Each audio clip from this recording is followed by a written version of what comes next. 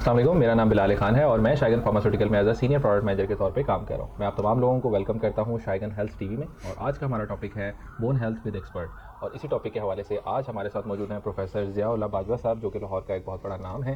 آج کل اپنی پریکٹس کو فاروق ہاسپٹل لاہور میں ڈیفینس میں جو کہ موجود ہے وہاں پہ کر رہے ہیں. اور اس کے ساتھ ساتھ ڈاکٹر صاحب جو ہیں x president Pakistan orthopaedics association میں بھی رہ چکے ہیں. تو سب سے پہلے ڈاکٹر صاحب تھینک یو ویری مچ کہ آپ نے اپنے بزی اسکیڈول میں سے ہمارے لیے ٹائم نکالا اور آپ کی پریزنس ہمارے لیے بہت زیادہ معنی رکھتی ہے. سو السلام علیکم. بہت بہت شکریہ آپ کا. وعلیکم السلام.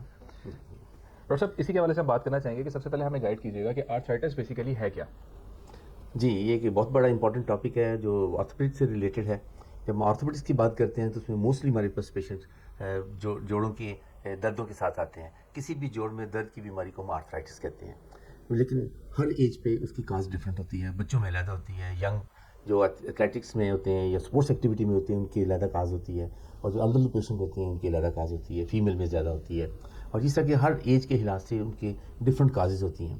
بچوں میں ہو سکتا ہے کہ ان کی کوئی کنجنٹل ڈیفارمیٹی ہو، جو اس کے ساتھ کوئی میل الائنمنٹ ہو تو ان کو جوڑوں میں درد ہو، یا بچوں کا جو جیسے اس کو ہم جووینل آرتھرائٹس کہتے ہیں کہ بچوں میں جو رومیٹائڈ آرتھرائٹس کی بیماری ہے وہ بھی ہو سکتا ہے. جب ایلڈرلی پیشنٹ ہوتے ہیں اس میں رومیٹائڈ آرتھرائٹس ہے، ڈیجنریٹو آرتھرائٹس ہے، سیپٹک آرتھرائٹس ہے. سو بہت ساری چیزیں کازز ہوتی ہیں. لیکن پیشنٹ جو ہے وہ صرف پریزنٹ کرتا ہے کہ جو مجھے جوڑوں میں درد ہوتی ہے. جب ہم پیشنٹ کی ہسٹری لیتے ہیں، اس سے پوچھتے ہیں کہ اس کے جوڑ میں درد کیسے ہوتی ہے، کتنی درد ہوتی ہے، موبلٹی سے اس سے ریلیٹڈ ہے، صبح کو ہوتی ہے یا ان کی ایج کیا ہے، یا تو اس کے بعد ہم اس کو اسیس کرتے ہیں کہ اس کی کازز کیا ہیں. اس کے مطابق ہم ان کو انویسٹیگیشن ایڈوائز کرتے ہیں اور پراپر ڈائگنوز کرتے ہیں کہ آپ کو کس قسم کا آرتھرائٹس ہے. ڈاکٹر صاحب بہت انفارمیٹیو تھی یہ چیز. آپ نے جیسے بھی بتایا کہ یہ ڈفرینٹ ٹائپس میں ہے، جیسے آپ نے بتایا بچوں کے والے سے بھی ہے، بڑوں کے والے سے بھی ہے، تو اس سے ظاہر یہ ہوتا ہے کہ تو کافی زیادہ ٹائپس میں ہے. ڈاکٹر صاحب تھوڑا سا یہ کہ ہمیں بتائیے گا کہ اس میں سب سے زیادہ پاکستان میں جو پائے جانے والی ٹائپ ہے وہ کون سی ٹائپ کے پیشنٹ سب سے زیادہ رپورٹ ہو رہے ہیں؟ جی، بڑا ریلیونٹ کویشچن ہے یہ. جو ہمارے پاس موسٹلی جو پیشنٹ آتے ہیں جو ایلڈرلی پیشنٹس ہوتے ہیں، جو جن کو گھٹنوں میں درد ہوتی ہے، اور موسٹ کامن جو ہے جو آرتھرائٹس ہے وہ گھٹنوں کے درد کا ہی ہے. اور وہ کامنلی ایسے ہوتا ہے، کوئی ایج ریلیٹڈ ہوتا ہے، اس کو ہم ڈیجنریٹو آرتھرائٹس کہتے ہیں. اس کی امپورٹنٹ چیز ہے فیملی ہسٹری اگر ہے جس کے پیرنٹس کو تھی تو اس کے چانسز تھوڑے زیادہ ہوتے ہیں کہ جب اس 50-60 کی ایج پہ آئے گا تو اس کے بھی گھٹنے آہستہ آہستہ خراب ہونا شروع ہو جائیں گے. اور پیشنٹ جو ہے نیچے نہیں بیٹھ سکتا، چیئر پہ بیٹھ کے نماز پڑھے گا، اس کا اتحیات پہ نہیں بیٹھ سکے گا، سیڑھیوں پہ چڑھتا ہے تو اس کو پرابلم ہوتا ہے، اس کو پین ہوتی ہے، زیادہ چلنے میں سے تکلیف ہونی شروع ہو جاتی ہے. تو ہم اس کو کہتے ہیں کہ پھر یہ وہ پیشنٹ ہمارے پاس آتا ہے، وہ پین کے ساتھ آتا ہے. پھر ہم اس کو انویسٹیگیٹ کرتے ہیں، اس کو دیکھتے ہیں کہ اس کے ایکس رے کرواتے ہیں، کوئی ایم آر آئی کروانا ہے. اکارڈنگلی اس کو انویسٹیگیٹ کرنے کے بعد ہم اس کو کیٹیگرائز کرتے ہیں. اور آرتھرائٹس کی ڈفرینٹ سٹیجز ہوتی ہیں، اس کی سٹیج کے مطابق پھر اس کا علاج اس کو تجویز کرتے ہیں. Thank you very much doctor صاحب. ڈاکٹر صاحب اسی کے ساتھ جیسے آپ نے بتایا کہ ڈفرینٹ اسٹیجز ہیں، تو کیا یہ بتائیے ہمیں کیا یہ آرتھرائٹس کا جو مرض ہے کیا یہ قابل علاج ہے؟ جی، جہاں تک یہ کہنا کہ کیا یہ قابل علاج ہے یا نہیں ہے، تو اس کا تو بڑا اسٹریٹ فارورڈ سا جواب ہے کہ پیشنٹ کے نزدیک قابل علاج ہونا تھوڑی سی ڈفرینٹ چیز ہوتی ہے. اور ڈاکٹر جب اس کو دیکھتا ہے تو اس کو سمجھاتا ہے، پوری طرح ایکسپلین کرتا ہے کہ اس کو ہم نے کس طرح سے مینیج کرنا ہے. اگر جو ڈیجنریٹر ہے تو ہم اس کو کہتے ہیں یہ سلولی پروگریسو ہے اور آہستہ آہستہ یہ تکلیف بڑھتی ہے. تو ہم نے اس کو کیسے مینیج کرنا ہے، ڈیلی ایکٹیویٹی کے لیے رکھنا ہے، ڈیلی روٹین کے جو کام کر سکتا ہے وہ کرنے کے قابل ہو اور وہ پین فری رہے. اور سب سے بڑا جو کانسیپٹ ہے جو پیشنٹ سمجھتا ہے کہ جی میرے گوڈے خراب ہو گئے نا، ان کے آپریشن ہی ہوئے گا، ایسی بات نہیں ہے. اس کی سٹیج کے مطابق مختلف سا ہماری بھی یہی کوشش ہوتی ہے سرجن ہونے کے ناطے کہ اس کو سرجری سے جتنی دیر جتنا بھی اوائڈ ہو سکے کریں، اور سرجری کے بغیر جتنی دیر گزارا ہو سکے کریں. اور اگر پیشنٹ ارلی سٹیج پہ آ جاتا ہے تو اس کے پاس کافی آپشنز ہوتی ہیں جو وہ اڈاپٹ کرتا ہے، اور ہمارے پاس کافی آپشنز ہوتی ہیں جو اس کو آفر کرتی ہیں. جیسے اس کو چینج آف لائف سٹائل ہے، کچھ فزیوتھیراپی ہے، کچھ اس کے اندر کوئی انٹرا آرٹیکل انجیکشنز ہیں اپارٹ فرام اسٹیرائڈ، جو جیسے اس کے جیل کے ساتھ فلنگ کر دیتے ہیں، پی آر پی کر دیتے ہیں. اور ڈپینڈ کرتا ہے کہ اس کی اپنی ڈیلی روٹین لائف کیسی ہے، اس کو ہم تھوڑا سا چینج کرتے ہیں تو بڑی آرام سے وہ اپنی لائف گزارتا رہتا ہے. جب ہم دیکھتے ہیں کہ اس ساری چیزوں کے باوجود کچھ سال گزرنے کے بعد اب اس کی جو جوائنٹ ہے کافی زیادہ خراب ہو چکا ہے اور اس قسم کی نان آپریٹو چیزوں سے موڈالٹی سے آگے نکل گئے، تو پھر ہم اس کو سجیسٹ کرتے ہیں کہ ہاں اب آپ آپریشن کروا سکتے ہیں. یوزلی آپریشن کے جب جنرل پبلک میں بہت زیادہ یہ ڈر اور خوف پایا جاتا ہے کہ پتہ نہیں آپریشن کر لیے تو کیا ہو جائے گا. پوری دنیا میں آپریشن ہوتے ہیں، لوگ اس کو بڑی اچھی طرح مینیج کرتے ہیں. اور دنیا میں ایسے سینٹر ہیں جہاں پہ صرف جوائنٹ ریپلیسمنٹ کی ہی سرجریاں ہوتی ہیں صرف، اور دن رات ہوتی رہتی ہیں. آخر ان کو فائدہ ہوتا ہے تو کرتی ہیں. میں جنرلی یہ پیشنٹ کو یہ کہتا ہوں کہ جو زندگی آپ کو اللہ نے دی ہے اس کو آپ بہتر طریقے سے گزار سکیں، تکلیف کے بغیر گزار سکیں، تو اس میں حرج تو کوئی نہیں ہے. تو اس لیے وہ پیشنٹ کو ہم ایکسپلین کرتے ہیں کہ جب ہم آپ کو ایڈوائز کر دیں کہ آپریشن ہی کی ضرورت ہے تو بالکل بے خوف ہو کے آپریشن کروائیں، جس کے رزلٹ بہت اچھے ہیں، اور ٹائملی آپریشن کروائیں، ہمیشہ آپ کو فائدہ پہنچتا ہے. اسی کو ہم کہتے ہیں یہ قابل علاج ہے اور اس کا علاج ہو جاتا ہے. یہ بالکل نہیں ہے کہ ہم نے ایک دوائی لکھ دی تو آئندہ سے اس کو تکلیف ہوگی ہی نہیں، اور جو جوائنٹ جو ہے جو جتنا یہ ڈی جنریٹ ہو چکا ہے، جتنا یہ گھس چکا ہے، وہ واپس چلا جائے گا نہیں. ہم اس کو روک لیں گے، اس کی پروگریشن کو سلو کر لیں گے، اس کی لائف سٹائل کو چینج کرنے سے اس کی لائف کو کمفرٹیبل کر لیں گے، اور ڈفرینٹ چیزوں کی ایڈوائزر کے ساتھ اس کو مینیج کرنے کی یہ اس کو تجویزیں دے سکتے ہیں.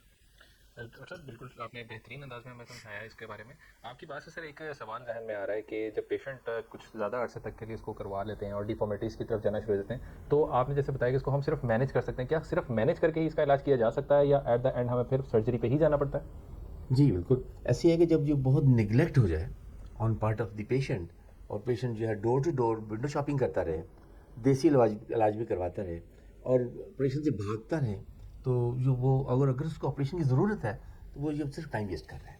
اور جو اس کو ڈیلے کرے گا اس کے سرجن کے لیے بھی مشکل ہوتا جائے گا، ڈیفیکلٹ پریپوزیشن آ جائے گی، ڈیفیکلٹ سچویشن آ جائے گی، اور اس کو زیادہ محنت کے ساتھ اس کو فردر طریقے سے کو ٹھیک کرنا پڑے گا، اور الٹیمیٹلی آپریشن ہی کروانا پڑے گا.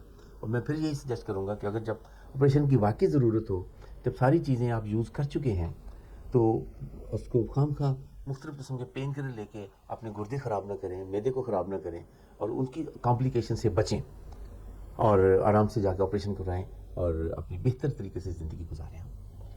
ٹھیک ہے ڈاکٹر صاحب، یہ تھوڑا سا ہمیں گائڈ کیجیے گا. ایک پیشنٹ جب آپ کے پاس اس طرح سے آ جاتا ہے رومیٹائڈ آرتھرائٹس کی وجہ سے یا آرتھرائٹس کی کسی بھی ٹائپ سے آتا ہے، تو اس کو آپ کون سی ایسی ٹپس دیں گے جس کی وجہ سے وہ اپنی لائف کو بیلنس کر کے اس کی بیماری کو لمبے عرصے تک دور رکھ سکتا ہے، تو یہ کیا احتیاطی تدابیر کو اختیار کر سکتا ہے جس کی وجہ سے وہ ان سے بچ سکے؟ جی بڑا ریلیونٹ کویشچن اگین. تو یہ جہاں تک آسٹیو آرتھرائٹس کا، جس کو ہم ڈیجنریٹو آرتھرائٹس کہتے ہیں، اس کے پیشنٹ آتا ہے تو ہم سب سے پہلے یہ کو کہتے ہیں اس کے ساتھ جو کو ماربیڈیٹیز ہیں جو اس چیز کو ورس کر سکتی ہیں، خراب کر سکتی ہیں، اسے اوائڈ کریں. کچھ چیزیں آپ کے ہاتھ میں ہیں، کچھ نیچرلی ہوتی ہیں، آپ کو ملی ہوتی ہیں، جو آپ کے بس میں نہیں ہوتی. آپ اپنا وزن تو کنٹرول کر سکتے ہیں، آپ کو وزن بڑھنے نہیں چاہیے. وزن بڑھ گیا تو اس کو واپس لانا بڑا مشکل ہے، لیکن جب وزن کم کر لیں گے اور ڈیلی جو ماڈریٹ فزیکل ایکٹیویٹی جاری رکھیں گے تو آپ ریلیٹیولی کافی کمفرٹیبل زندگی گزار سکیں گے. اگر آپ ڈائبیٹک ہیں تو وہ تو قدرت کی طرف سے آپ کو شوگر مل گئی، لیکن اس کو پھر نگلیکٹ نہ ہونے دیں. جیسے کبوتر کی طرح آنکھیں بند کرنے سے شوگر خود سے ٹھیک نہیں ہوتی، اور شوگر ایسی بیماری ہے جو ہر دوسری بیماریوں کو خراب کرتی ہے، ہڈیوں کو بھی خراب کرے گی اور گردوں کو بھی خراب کرے گی، ہر جگہ کو وہ اس کے جو سائیڈ افیکٹس آتے ہیں. ایسی چیزوں کو آپ پراپرلی مینیج کریں، شوگر کو کنٹرول کریں، فزیکل ایکٹیویٹی جاری رکھیں اور واک کریں. اگر آپ کے گھٹنے خراب ہو رہے ہیں تو جاگنگ سے پرہیز کریں. آپ سائیکلنگ کر سکتے ہیں، جو کہ اگین یہ نان ویٹ بیئرنگ بہت ہی اچھی ایکسرسائز ہے، جس سے آپ کے جوائنٹ کی رینج آف موشن ایکسرسائز بھی کنٹینیو رہتی ہے اور آپ کی کوارڈسیپ اسٹرینتھنگ بھی ہوتی ہے. آپ سوئمنگ کر سکتے ہیں. یہ ساری چیزیں جاری رکھیں، اور واک کرنے کے لیے بہت ضروری ہے کہ آپ ڈائٹ پہ کنٹرول کریں. میں یہاں پہ یہ بتانا چاہوں گا کہ صرف اور صرف واک کرنے سے کبھی انسان کو میں نے پتلے ہوتے نہیں دیکھا جب تک وہ اپنا منہ نہ بند کرے. اور منہ بند کرنے کا مطلب ہرگز یہ نہیں ہے کہ آپ فاقے کریں. اس کا مطلب ہے کہ آپ اپنی ڈائٹ کو مینیج کریں، اور جتنے کاربوہائیڈریٹس زیادہ ہیں اس کو کم کریں، فیٹ کو کم کریں، اور بہت ساری چیزیں ایسی ہیں جس کو آپ مینیج کر کے اپنی ویٹ کو کنٹرول کر سکتے ہیں، شوگر کو کنٹرول کر سکتے ہیں. فزیکل ایکٹیویٹی سے اپنے جو جہاں تک بھی پرولونگ ہو سکے کمفرٹیبلی آپ سرجری سے دور رہ سکتے ہیں. پھر کہوں گا کہ جب ان ساری چیزوں سے گزر جائیں تو پھر جب سرجری ہی ایک آپشن ہو تو آپ بلا جھجک سرجری کے لیے جانا چاہیے. اس میں ایک بڑی امپورٹنٹ چیز ہے، لوگ سرجری کیوں نہیں کرواتے اور کیوں اس سے گھبراتے ہیں؟ اس کی دو وجہ ہیں. لوگ ڈاکٹر کی نہیں سنتے، لوگوں کی سنتے ہیں، گوگل سے دیکھتے ہیں، اور جو کہ بہت ہی مس گائیڈنگ ہوتی ہے، اور ہر کوئی دوسرے کو ڈرا رہا ہوتا ہے وداؤٹ ٹیلنگ کہ جی یہ کتنا ہے، یہ فروٹفل چیز ہے. جو اس چیز کا اسپیشلسٹ ہے، جو ڈاکٹر ہے، جو آپ کو بہترین ایڈوائس دے رہا ہے، اس کی ایڈوائس نہیں سنتے، ونڈو شاپنگ کرتے رہتے ہیں اور اسی میں ٹائم گزار دیتے ہیں. دوسری امپورٹنٹ چیز میں یہ مانتا ہوں کہ یہ ایکسپینسو سرجری ہے.